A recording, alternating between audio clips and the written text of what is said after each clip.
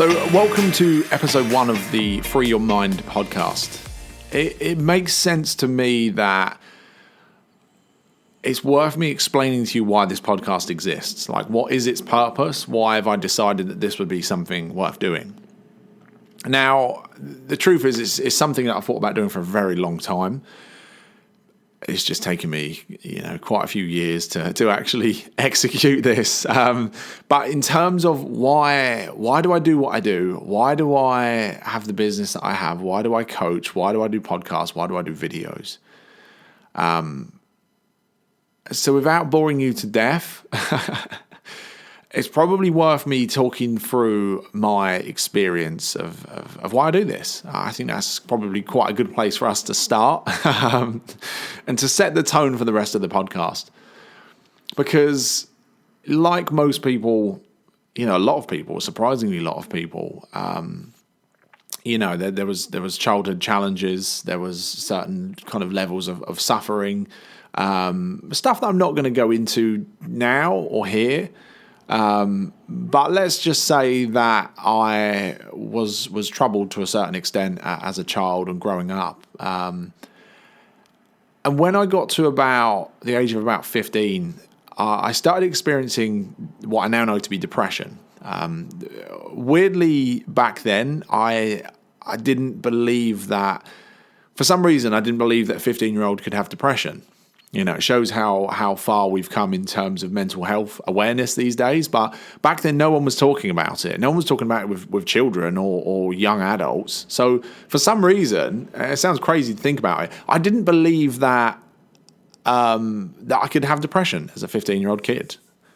And I used to Google it, and I'd do all the assessments and stuff, and it would come back and say you're depressed, of course, which is quite funny to think about.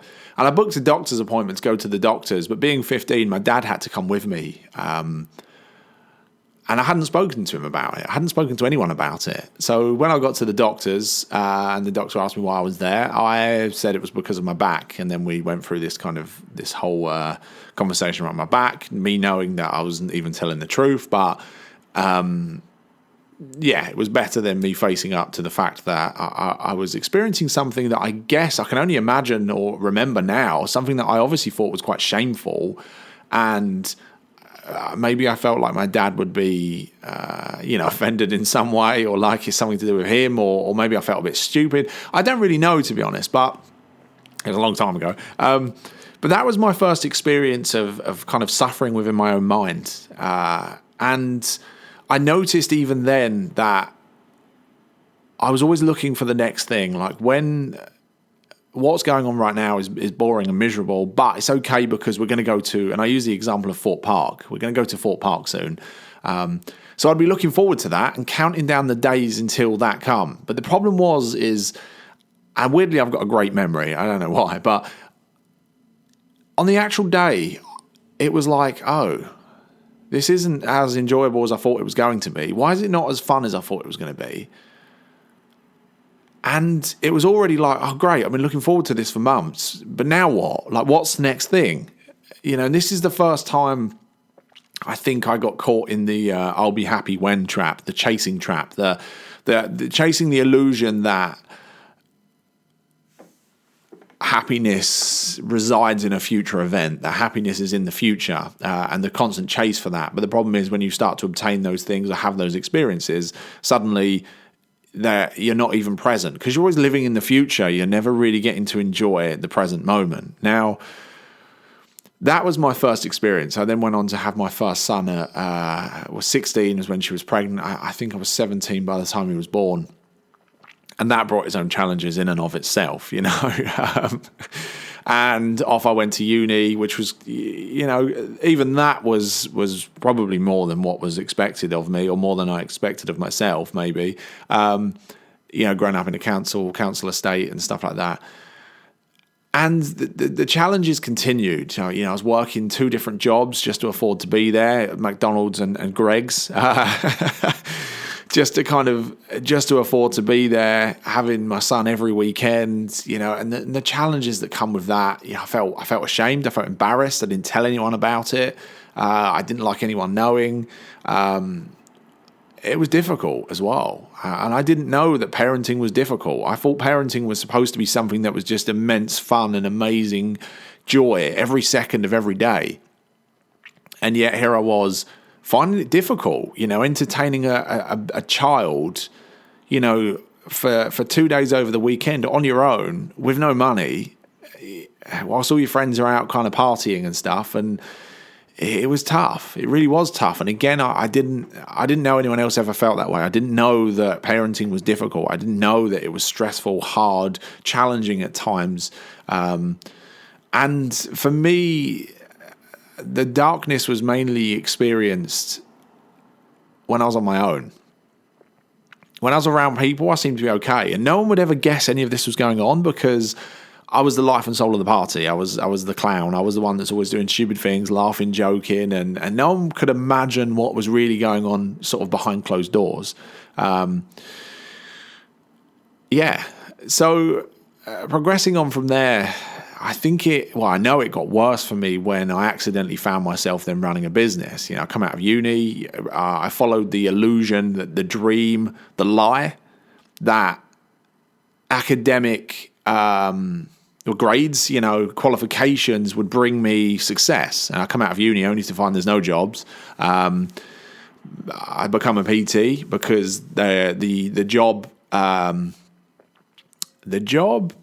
course actually promised that you come out with guaranteed employment, a promise that they didn't live up to, which unsurprising. So all of a sudden I'm now even more in debt.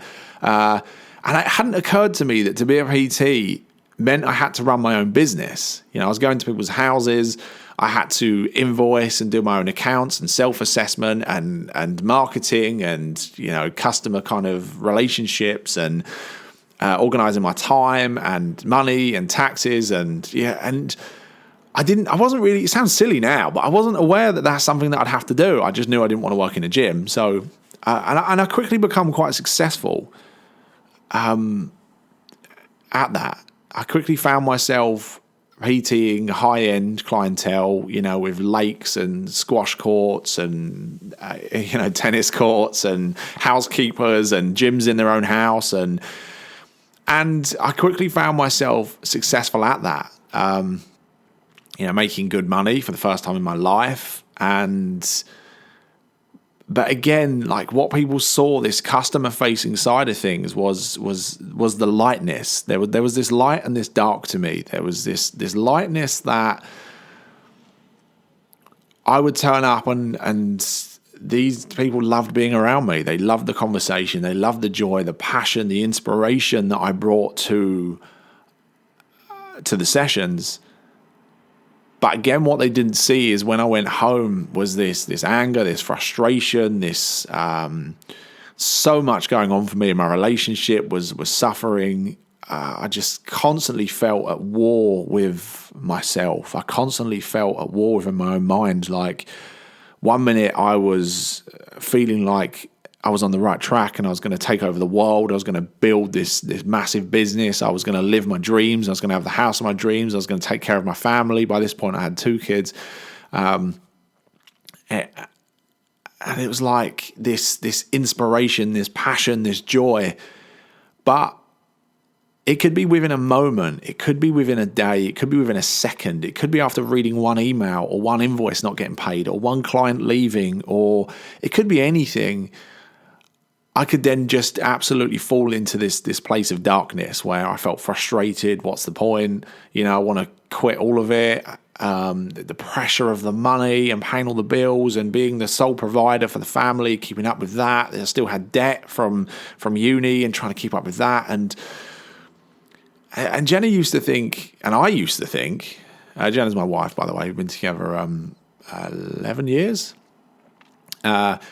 She thought I was bipolar. I thought I was bipolar. I didn't have any other way of explaining, like, why was I so up and down? Why was I 1 minute really happy and the next just feeling like this low mood, this darkness? And sometimes it would be anger I'd lose my temper over small things. Sometimes I'd lose my temper in traffic, or sometimes just the smallest things seemed to set me back, and it'd take me so long to recover. It was like this unbearable roller coaster where I was having this war within my own mind constantly trying to get myself to do things, get myself to feel motivated, get myself to feel inspired. I'd watch YouTube videos of someone pumping themselves up and, telling you, I don't know, the motivational speeches, that suffer now for the promise of a good life later, and hustle and grind and all of this stuff. And I was working like 6 a.m. till like 10 at night, Monday to Friday, working Saturdays up until 1 o'clock. I was exhausted. I was tired. And nothing really made sense. Again, the same experience was none of my friends run business. None of them had kids, and they were all going out still every weekend, mostly, doing drugs and all the stuff you do at that age. And there's me running a business with kids, no one to talk to, wondering why I feel the way I do. Jenna didn't understand. No one really seemed to understand, and I didn't talk to anyone about it anyway because I didn't feel like they'd understand. So you can see like this perpetual cycle going on here where it was this constant experience of fighting within my own mind, not understanding why I felt the way I did, why I thought the thoughts that I did, why I had ups and downs the way I did, like what was wrong with me, how did, if I was going to be successful, which I had this burning desire inside to just be more, have more, do more, to make more money, to be an inspiration to others, to show others how you could overcome adversity. And if I was going to step into that, I needed to gain control of myself, my thinking, my thoughts, my emotions. And that's where my journey into this began. Because, finishing off that story before I move on to the next part, before long, I ended up with, 2 facilities, ended up with staff, I ended up with more overheads, more debt. The business went from doing really well when it was just me for a few years to then when I tried growing the business to expand, to do what I was told I should, to do what the mentors were telling me to do the things that everyone else said would be a good idea in order to have the life that I wanted. I dreamed of having millions and a Lamborghini and all of that stuff. Largely coming from the wrong place now in reflection, coming from ego, coming from wanting to prove, coming from wanting to prove to myself, coming from a place of running away from fear of going backwards. It was all coming from potentially the wrong place, mixed in with this fire inside that just wouldn't ever let me settle for mediocrity, wouldn't ever let me just relax, wouldn't let me just have an average life. And I'm not sure that ever goes away, but it was mixed in with this egoic need, this fear, this pressure, this panic, this stress, this anxiety. And it all come to a head when it all went tits up. And I lost everything, absolutely lost everything, lost the house, lost the business, bank account shut, court summons, for a period of time. We was buying shopping using Nectar points that I'd accrued over the years. And the only way you could get petrol is back then you used to be able to use the pay at pump, even if you didn't have money in your account. So you'd put a full tank of petrol in it, knowing that it would bounce a few days later, but you just worried about that then. You needed petrol. I needed petrol to try and live. So all of a sudden, selling everything. And I went from thousands being like, to like a pound being like so important, because that pound is like a loaf of bread, or probably not even 4 pints of milk these days, but well, it isn't. But we had to move in with the in-laws as well. Fortunately they were kind enough to take us in, and that was a fascinating experience. That's probably a conversation for another day, because I don't want this to go on for too long. But long story short, that time I was just sitting around in fields and reading books, and I'd gone from never being able to sit still, never wanting to be alone with myself and my thinking, not being able to sit still, was in I was always overstimulated, emails, phone, text, on WhatsApp, on Facebook, on Instagram, on emails, whatever it was constant, on the go.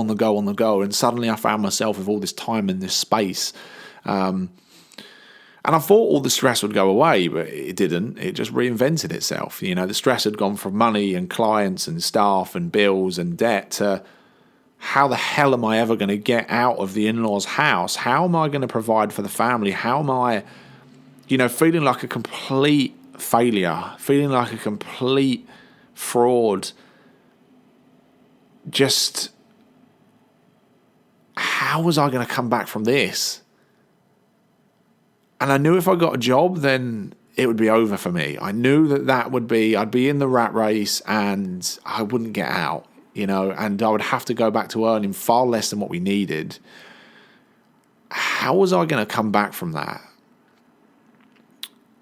And I had a lot of time to think. I found myself sitting in fields, meditating and kind of going deeper, kind of spiritually, I guess, and more into self-development than ever before. But at this point, by the way, I was already a coach. I already learned sort of neuroscience and NLP and psychology, and so much different to most people's stories where they come across this stuff and their life suddenly gets great. Well, that didn't happen for me. I come across all of this stuff, kept going deeper and deeper into it, but not really finding answers.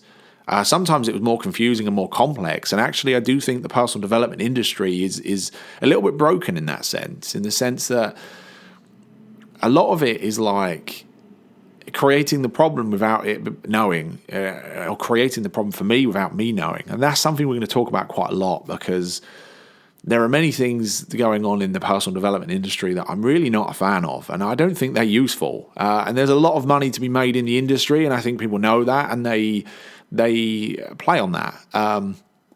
I'm okay with that. Awesome, making money in the industry. Of course, I wouldn't be doing it, if I didn't get paid, because as far as I'm aware, money is the only way I can pay rent and for my children's clubs and food. But there's a difference between creating value for someone where their life transforms and then making money as a byproduct, where they're literally saying to me, take my money. And I'm going, okay, cool. That's a very different experience to, prying on weak people and manipulating them from stage with NLP hacks. And if you've ever been to those events, you know what I'm talking about. It's pitch after pitch after pitch after pitch, promising the world and delivering, quite honestly, fuck all. And not everyone. Again, not everyone. There's some amazing people in the industry. But my point was, things had become even more complex for me, even though I knew more, even though I should know better or should have known better at that stage. They'd become more complicated. The more I delved into myself, the more I felt like I was fucked up, the more I felt like there was more and more work to do.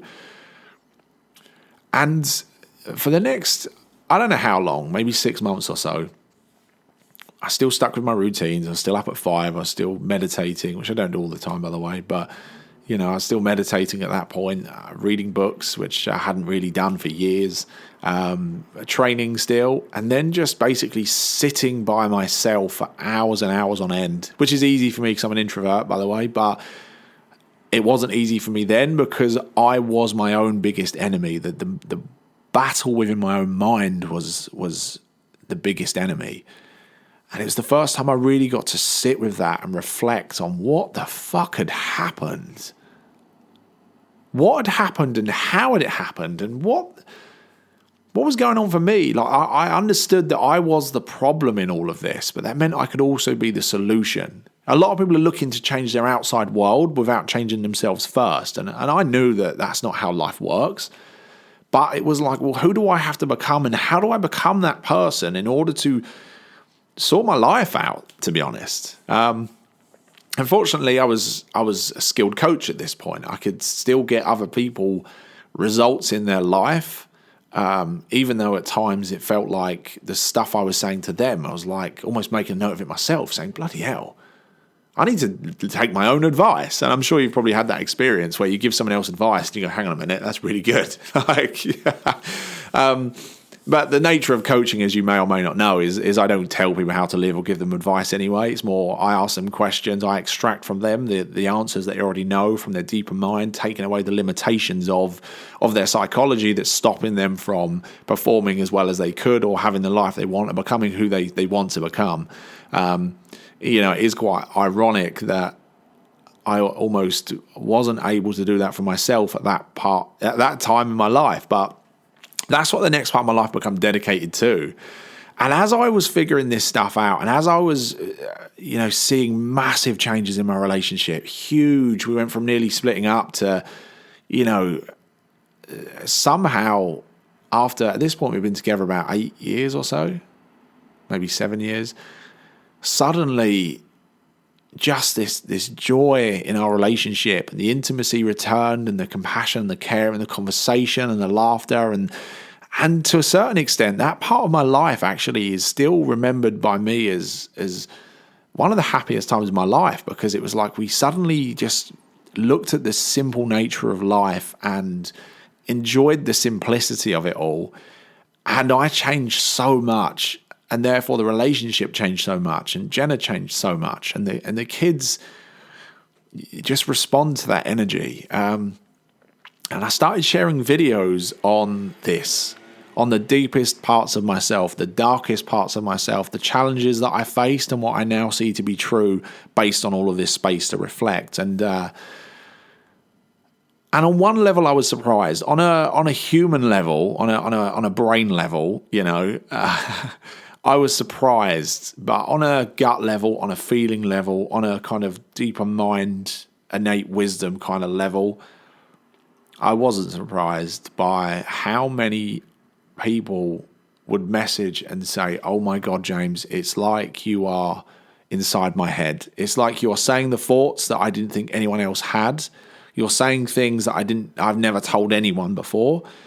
And that's how this business was born, because I wasn't alone in the journey, and people were struggling with the same stuff as what I was struggling with in different various forms, whether that be the constant chasing of happiness but never arriving, the constant achieving things but yet feeling empty, the hoping that the next bank balance or the next car or the next house is going to make you feel happy, fulfilled, confident, secure, safe, hoping that when I do this, I will feel this. When I have this amount or the business does this, then I'll feel safe, then I'll stop worrying, then I'll feel secure, then I'll be happy, then I won't be as stressed.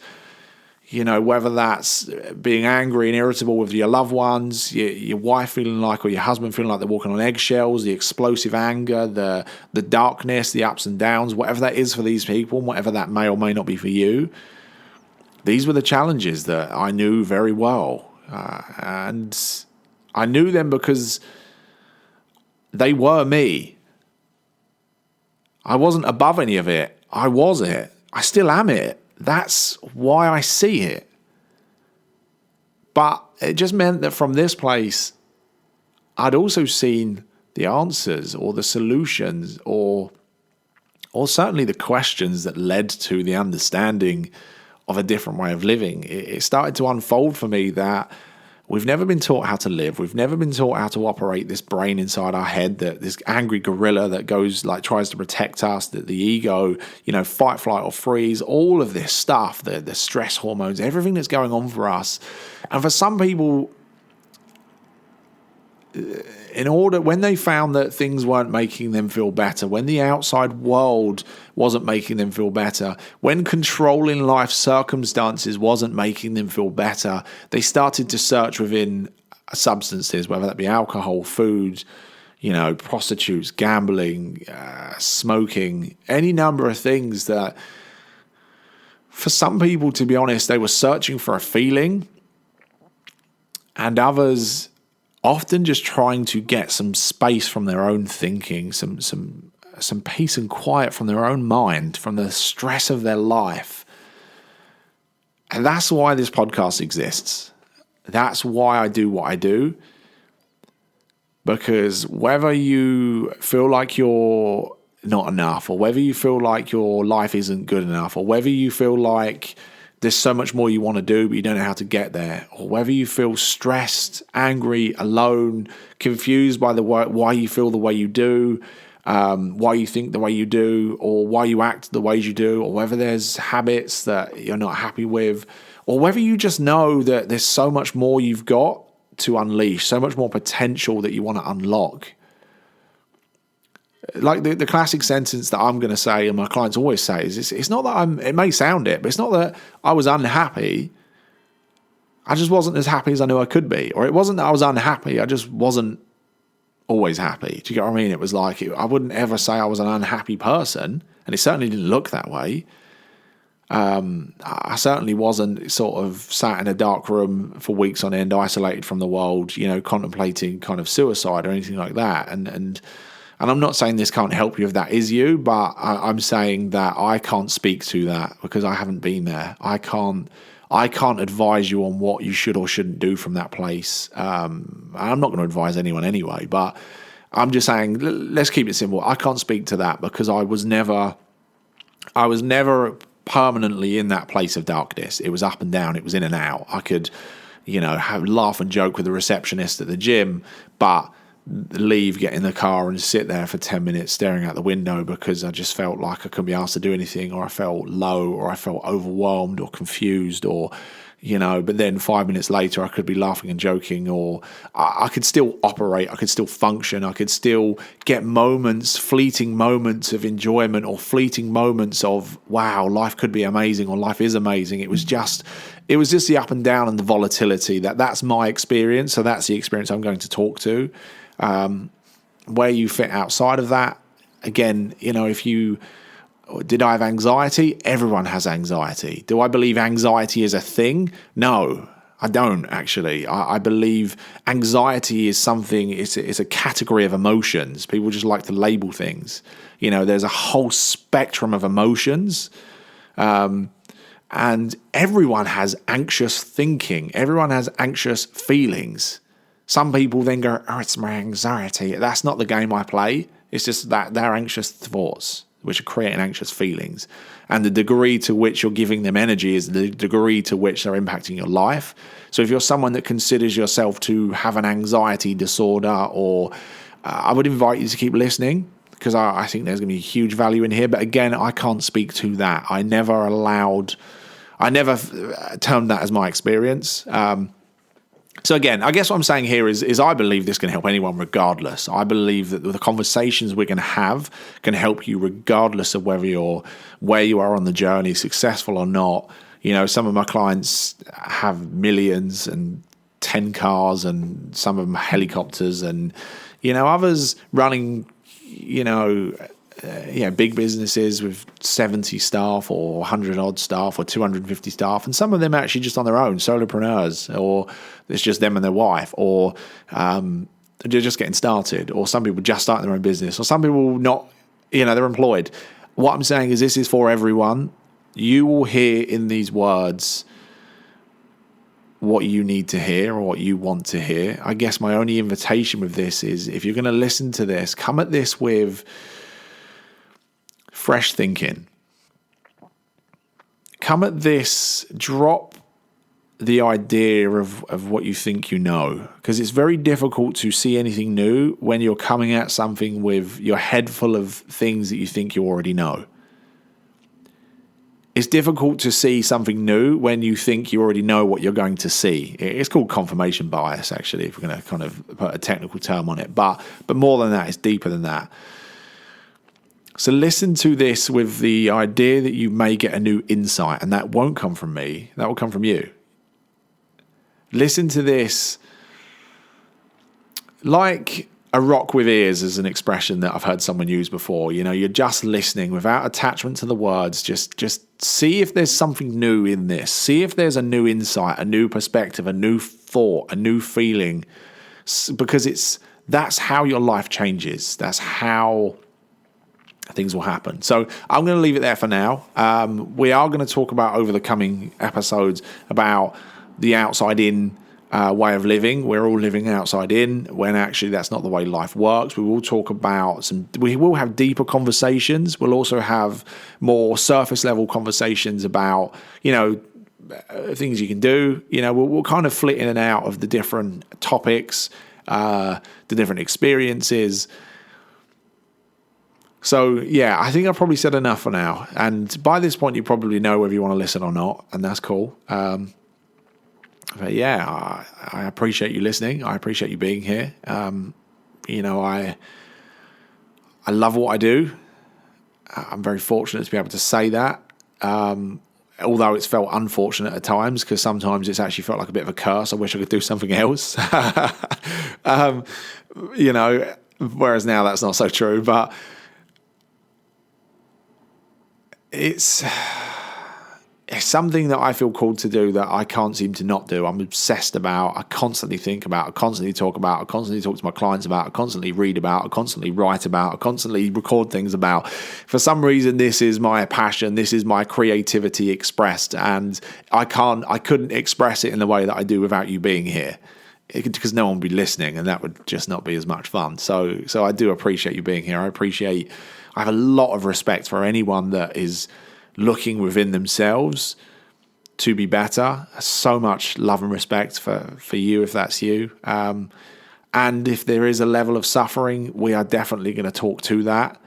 And my wish for you is that this really makes a difference to your life. That is honestly my deepest wish for this, is this makes enough of a difference in your life that it's worth listening. It's worth the investment of time. So anyway, on that note, we are done for today, but thanks again. I'll speak to you next time.